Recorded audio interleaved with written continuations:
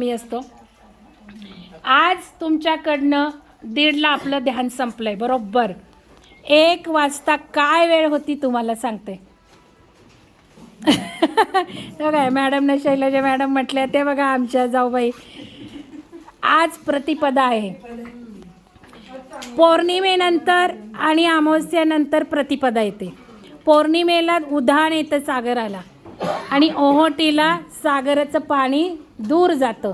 एवढी प्रचंड शक्ती चंद्राची पृथ्वीवरल्या महासागरावर घडते, तर आपल्यावरही घडतच असते.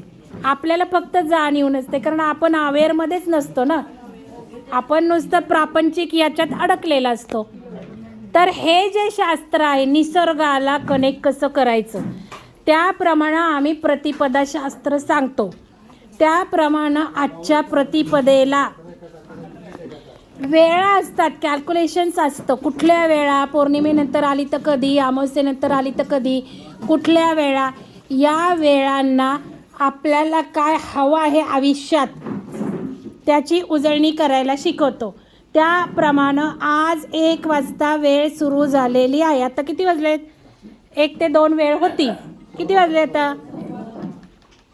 1 ते 2 वेळ होती आणि हृदय ध्यान तुमचं त्या वेळेतच मी करून घेतलेलं आहे.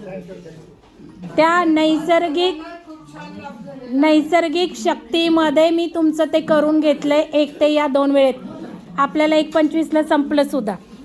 तर ही निसर्गाची शक्तीच कशी घ्यायची आपण, त्याचं शास्त्र होतं. झालं का? पोट भरलं का पप्पा तुमचं? पोट भरलं का? पोट भरलं का? अजून काही प्रश्न असतील तर विचारा.